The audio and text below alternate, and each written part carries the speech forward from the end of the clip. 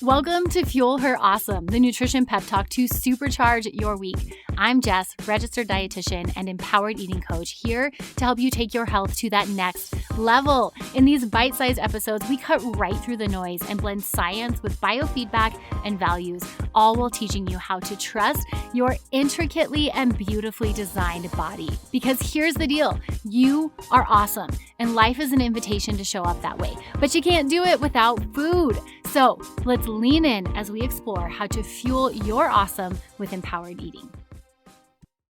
Hey friend, I'm so glad you're here. Happy Monday, happy October. Okay, we're gonna do something a little bit different today because I've actually done this talk, 5 times in the last 6 weeks, and it's been so fun. So I had to bring it here on the show, and that is 2 truths and a lie nutrition edition.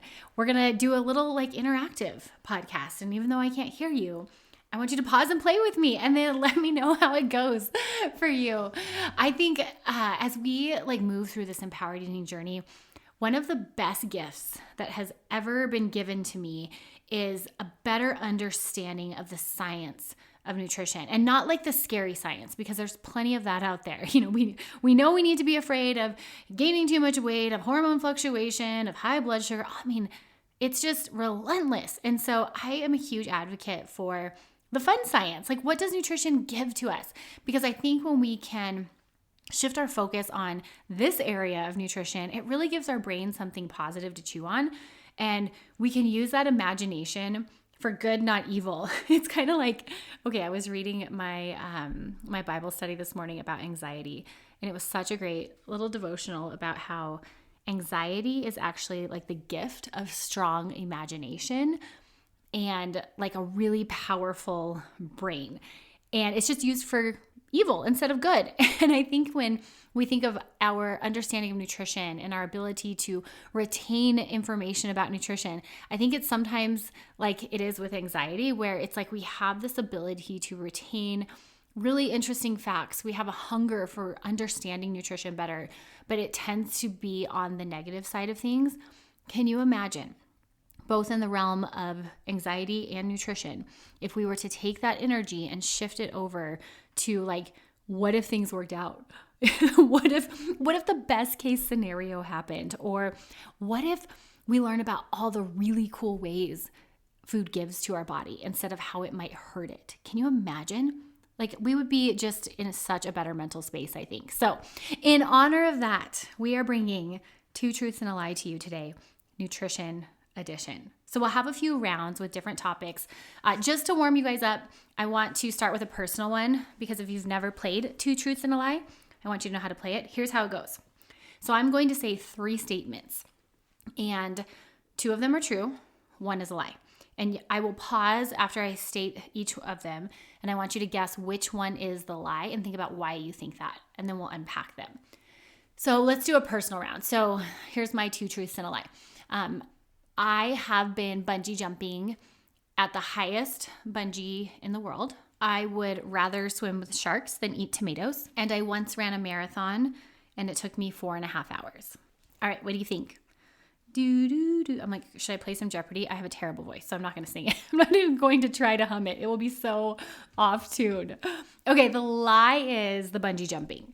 So I have been bungee jumping, but technically it was the 2nd highest bungee in the world. And it was back when I was super adventurous, even more adventurous than I am now.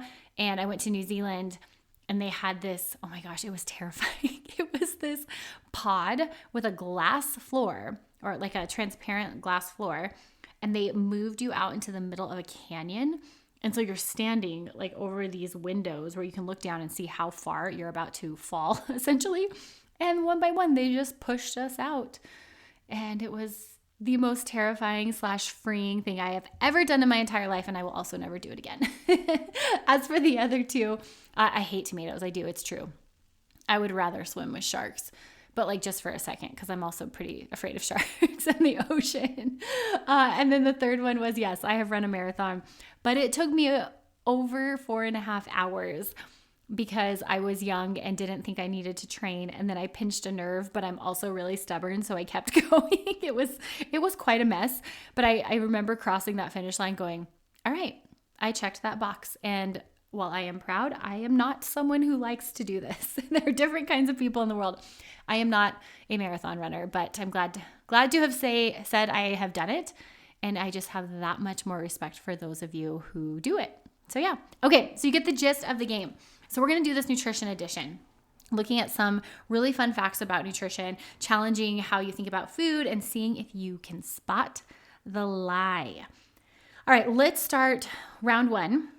This is going to be focused on carbs and training fuels. So number one, carbs are your body's number one fuel source for lifting and high intensity workouts. Number two, if you don't eat carbs, your body will burn protein for energy, including muscle. And number three, carbs are the primary reason for weight gain. I'll say those one more time. Number one, carbs are your body's number one fuel source for lifting and high intensity workouts.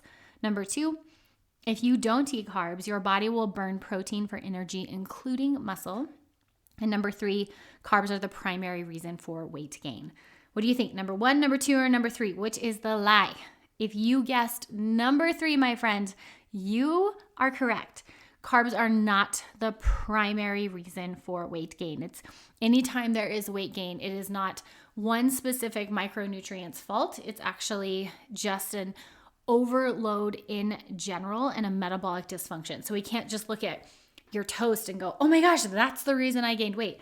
Like, your metabolism is so much more complex than that. The latter two, I think, are really interesting. So carbs are the number one fuel source for lifting and high intensity workouts. So anytime your heart rate goes up, you have less oxygen available in the body. And when that happens, your body loses the ability to access fat as a source of energy. So when you're doing something like high intensity workout training, or when you're pushing your body and you're getting that heart rate up, the body has to shift from using like a hybrid of carbohydrate and body fat for energy, and it shifts over to solely using carbohydrate. This is why a lot of older research said, like, stay in a zone 2 workout, or keep your heart rate lower because you burn more fat. That's not, yes, you burn fat during that workout because your heart rate is lower and your body can metabolically access it. And at the same time, you're not expending as much energy. So, without getting into all the details of it, in short, what I want you guys to understand is that if you are participating in any activity where your heart rate is elevated, you need carbohydrates to fuel that. And so timing your carbs around your training session is so important. And one, you'll get a better workout because you have more energy available to you. And number two, when you're done working out, the body will go right back to burning fat and it'll be more efficient at it. So it's really a smart way to eat if you want to keep your metabolism up and running. And then that other one in there, that if you don't eat carbs, your body will burn protein for energy, including muscle. This is true. If you do not have adequate carbohydrate and you go work out, your body cannot access fat in that environment. It has to have oxygen to burn fat as a fuel source. So it is going to shift and actually look to your muscle for energy. And we don't want that. We work so hard to keep our muscle. And so we need to have carbs around our workout so that we can get more out of it and preserve that muscle mass. Okay, so as for round one, carbs are the primary reason for weight gain. That was the lie. It's much more complex than that. But if you guessed that one, congrats. If you didn't, here is your second chance.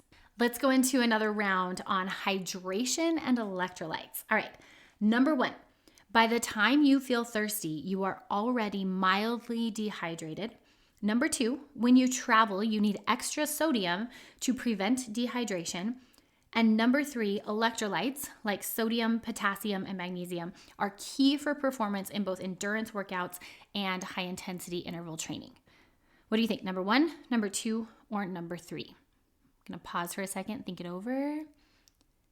And the answer is number two. When you travel, you don't need extra sodium to prevent dehydration. You actually need less sodium.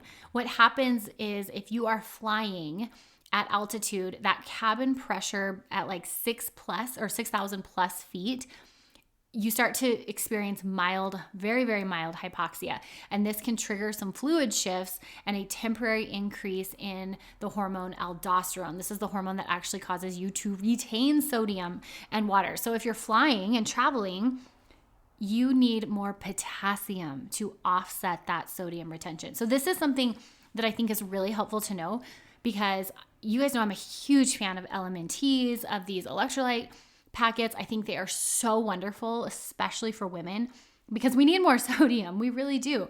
Sodium is something that guides our other electrolytes, and we need it for not only a healthy gut, but a healthy hormone balance.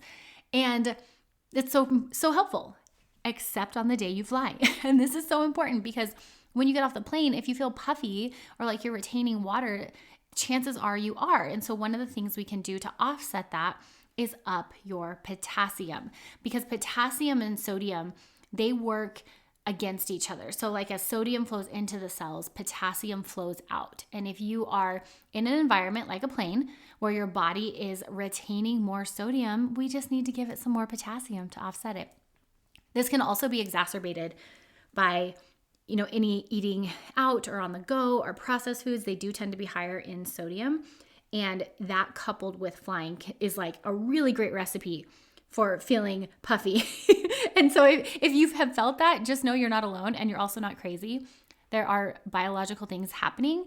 And so one, you can just know that you didn't do anything wrong. It's part of traveling. And number two, having some extra potassium can really help offset that. My favorite places for potassium are coconut water, bananas are great, cooked potatoes are great, but I think really the hydration piece is just getting that coconut water in there. I do like Prime beverages. Every time I tell someone that, they look at me funny. I'm not talking about the energy Prime drinks. No. Those got a really bad rap. But the electrolyte Prime beverages are coconut water based. And even though I don't love every ingredient in there, I think they're really great to travel with, because you can buy the packets and you can keep them in your bag, and they really help me feel better when I fly. So that is your party trick for the next time you go on a flight, is adding in some extra sodium. As for the other two, it is true that by the time you feel thirsty, you are already dehydrated. One of my slogans is that hydration today started yesterday. And so drink up, sister. We need that water. We need it now. We need it always. It drives every metabolic processes in our body. So if you don't like water, get some flavoring, because you need it. We need it. We really do. Do coffee and bubbly drinks and tea count? Yeah, to some extent. It's still a water base and fluid, but at the end of the day, we still are going to need like a Stanley full of water. So cheers, sister. Drink up. Isn't this fun? I love doing these talks. I mean, they are so fun to do, and we have prizes, and whoever's brave enough to take a guess gets a prize. And even if they're wrong, I still, give them a little nudge and a wink to help them get it right so they can get a prize. But we just have a great time doing these talks. All right, let's do one more round. Oh, there's so many to choose from. If you love this and you want me to come do it with your group, please let me know. I have on my Jess Brown RD website, I have a speaking page, and you can submit an inquiry. I would love to come do this with your crew. It seriously is a great time. Okay, let's do round 3 on food patterns and behaviors. So we're going to get into some of the rules and the patterns. All right, number 1, your perception of food can change your body's biological response to food. Number 2, eating after 8 p.m. automatically increases fat gain. Number 3, consistently underfueling, even by a little, can add up over time and create greater health risks than overeating. What do you think? Number 1, number 2, or number 3? If you, my friend, guess number 2, you are correct. Eating after 8 p.m. does not automatically cause weight gain or fat gain. This is one of the questions I get most often. I don't know who made it up. It must have been Oprah, because somebody said it and it stuck.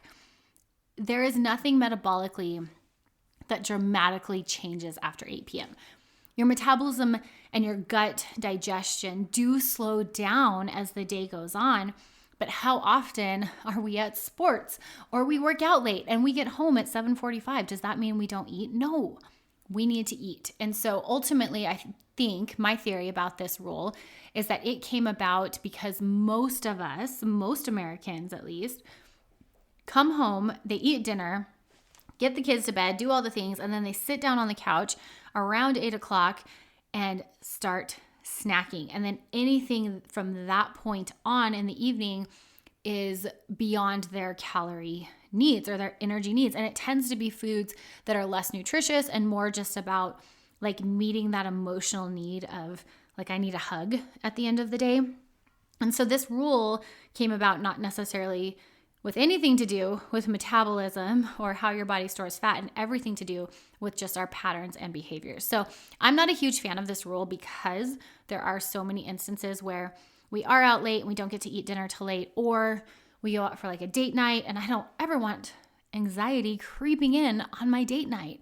You know, I'm there to enjoy my husband.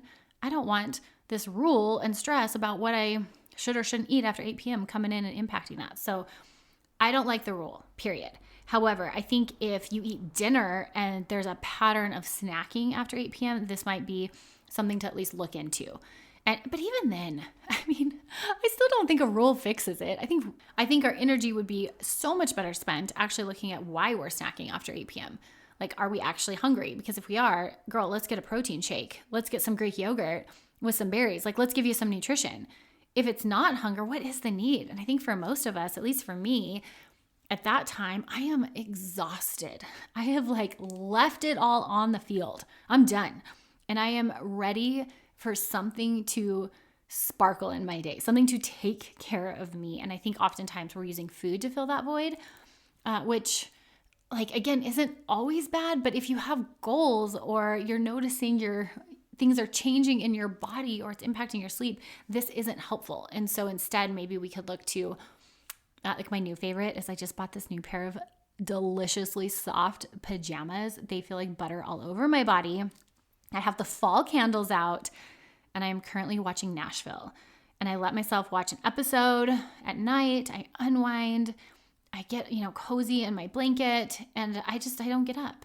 And honestly, that feels better for my body than eating ever has, because eating tastes good in a moment, but it doesn't actually meet that need, which the need is rest. The need is a hug. The need is a pause. So let's give our body what it's actually asking for. Okay, now the other two, I just want to hit on these two really quick because they are so interesting. So one of the truths was that your perception of food can change your body's biological response to food. This is 100% true. They did this amazing study. If you've been listening to this podcast for a while, you may have heard me talk about this because it's my all-time favorite study. It's called Mind Over Milkshake. But what they did is they had folks come in at 2 different times and have 2 different shakes. And after they had these shakes, before they had it, they asked them, how healthy do you perceive this to be and how satisfying? And then they had them drink the shake, and then they measured their hunger hormones after consuming the shake. They wanted to know, like, is there a change in their hunger hormone? So the first one they came in, it was called, it was like all the taste without the waste, diet indulgence, labeled 160 calories. And it was in this cup that had that label on it. So they took it, the people ate it, and the trend with hunger hormones afterwards was that they didn't eat it. I just realized I said they ate it. No, they didn't eat it. They drank it. Anyways, they monitored their hunger hormones over the next few hours and found that there was virtually no change in their hunger hormone. So in other words, these folks came in, they perceived this to be a really healthy, smart choice, but it did not satiate them. It did not leave them feeling full and satisfied. Fast forward to another day, they come in, same volume, but they have a different shake that's labeled Decadence You Deserve, 640 calories. There's this beautiful picture of like a shake with whipped cream and cherries on top. And they said, how healthy does this look? Of course, everyone said, this looks like it's terrible for you, but I can't wait to eat it. So they eat it. Gosh, what is it with me and eating shakes? Drink it. So they couldn't wait to drink the shake. Once they drank it, they again monitored their hunger hormones over the next couple of hours. And here what they found is that hunger hormones spiked initially, but then plummeted afterwards. And I kind of equate this, when you have something that's really good. Like you get a really good piece of like pumpkin pie or a really delicious chai tea latte with whip and something really pumpkin-y on the side. I don't know. I'm in that season. That's where my brain's at. But you like have it, and as you're eating it and consuming it, you go, man, this is so good. I could eat a whole box, or I could down a few of these. But then it sits in your stomach and you start to go, oh my gosh, that was dumb. I am so full, right? There's that huge shift. That's what these people experienced with this higher calorie shake. Here is the kicker. Guys, the shake calorically was the exact same. Both shakes were about 200 calories. They were labeled differently. So there was no difference in these shakes. It was simply the participants' perception of the shake that was different. My friends, when we go into a diet and we say things like, oh, this is so healthy, I can't believe I'm eating this, it's like I'm so deprived, like that can impact how satiated we feel. And so I think what I take away from this is, one, the power of our mind, and number two, we have to have a healthy relationship with food, because if we constantly look at these healthy foods as restriction or things that aren't going to satisfy, guess what? They're not. Like if you eat the salad and you hate eating the salad, yeah, you're hungry afterwards. And there's a biological marker that we have showing us that that is true. So I just think that's so powerful. But I think when we can come to respect and honor healthier foods and maybe the less healthy foods as well, we can just have less of an emotional attachment to them, so our body can actually process them accordingly. You know, we should feel full after having a high calorie shake. We should also feel full after having a lot of a fibrous salad with a ton of chicken. But, you know, if our brain is all twisted up about that, it's just not going to land the same. Okay, so that one, isn't that fascinating? I love that. The other thing on here, number 3, this one was true too, and I want to hit on this as well. Consistently underfueling, even by a little, can add up over time and create greater health risks than overeating. This is 100% true, guys. This has actually been proven over and over and over again. And I think our culture does a really great job telling us to be afraid of weight gain, but they just don't hit on this other part. And I see it in my practice over and over and over again. I have lived this where I'm so afraid of gaining weight that I just tend to not eat, and that feels safer. But unfortunately, the research is very clear that when we are underfueled and undernourished, we have higher risk of many health issues. That's going to include autoimmune disease, gut imbalances, bone health. Our bone integrity becomes compromised. If for any reason we do land in a hospital for, anything from a car accident to a broken bone to some sort of sickness, the research is clear that if you're undernourished, your length of stay dramatically increases because you're not going in with quality nutrition. And this is how I think of this. I am married to a cop, and so I have seen, we've been very fortunate in our life. However, he has witnessed so much heartache, so much pain in this world, both in the calls he's been on and family members in the department saying goodbye to family members and friends. It's just honestly been a lot. He's coming up on 20 years. You don't come out of 20 years of law enforcement, either as a cop or a cop's wife, without seeing some of the darker sides of this world. And one of the things I've come to really appreciate about nutrition and caring for my body is that, the reality is, while I hope life is beautiful and sunshine and rainbows, and I will stay hoping that for the rest of my life, I also know the reality is that life is hard. And sometimes life throws curveballs. And so if and when those curveballs are thrown at us, I want to make sure my body is in the best shape it can be to weather that season, because I'm going to need all the mental strength, right, to handle whatever's come at me. And the physical, I would hope I've done a good job taking care of it up until that point. And, this actually, I say we haven't encountered anything. I mean, I say that because we haven't, lost anyone in our family. We're all still here. I think I'm probably thinking a little extreme. But the reality is that, we've gone through seasons of stretch. We have gone through seasons of pain and hurt and conflict and unforeseen things in our extended family. And those seasons were hard, and I didn't make it to the gym as much, and I didn't have the emotional bandwidth to, meal prep or take care of some of these nutritional components. But I was so glad that my body was as strong as it was going into that season, because I weathered the season, I think, better. And I've seen that in a lot of the other COP families we've worked with. I've seen that with a lot of my clients. And, life is real. It is real, and it is hard.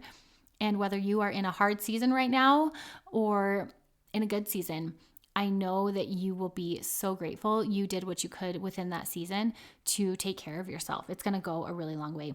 And I think the underfueling sets us up to struggle in those seasons. I really believe that, because you're already operating on a low battery mode. And so, yeah, that's my argument, my quick little soapbox for underfueling. I don't think it gets enough attention. And that is more of the conversation I have with folks as opposed to overfueling. And the other cool thing about focusing on underfueling instead of fearing overeating is that then our brain has something to do. It's not like, oh, don't eat this, don't eat chips, don't eat gluten, or whatever your list is. Instead, it's like, can I get enough protein? Can I get enough fiber? Can I get enough fruits and vegetables? And this is a much different way of going about nutrition, much more empowering, and it gives you something to do. So you're not just sitting there like a deer in the headlights, frozen and afraid. You're like, oh, hey, this is what I'm doing. This is my plan. It's a much more empowering space to live. All right, my friend. Okay, wasn't that fun? I really love this game. So again, if you want me to come out and do this with your team, I would love to do that. I'll drop my speaking webpage and inquiry form in the show notes. If you're like, Jess, I need to know more about empowered eating. I'm so excited because I actually have a quiz that I just put together for you. And it's the Where Do I Even Start quiz. And so if you go through this very quick quiz, it will direct you to some of the best resources for you and your season. And then, of course, it will get you connected to me. So if you have any questions, you can just respond to my email. Let me know how it's going. My friend, there's a human. I'm an actual human on the other side of this mic. And I would love to hear from you. I would love to know how this podcast is impacting you, what some of your needs are, and how I might be able to support you. My friend, thank you so much for being here today. I hope you had fun playing Two Truths and a Lie. I can't wait to see you next week. We'll be diving into some fun topics this month. We're going to be talking about food dyes and hormone balance. Woo! It's like spooky for Halloween. Oh my gosh, so corny. If my kids were here, they would roll their eyes at me and say, Mom, stop it. I'm going to sign off before I start busting out all the dad jokes I have. Oh, let me just tell you a really quick one. Guys, have you heard of the movie Constipation? It hasn't come out yet. All right. Have a great day, my friend. Hope you get some laughs today. Cheers and happy eating. That's a wrap on today's Empowered Eating Pep Talk. If this hits home, be sure to leave a review and share it on your social media, tagging me at JessBrownRD. And girl, if you're ready to take your nutrition and mindset to that next level, I would love to get to know you more. Head on over to JessBrownRD.com to explore things like the Well-Fueled Academy, one-on-one coaching, and all the free resources I have to help you live, eat, and fuel your awesome. Until next time, sister, have an amazing day. Cheers and happy eating.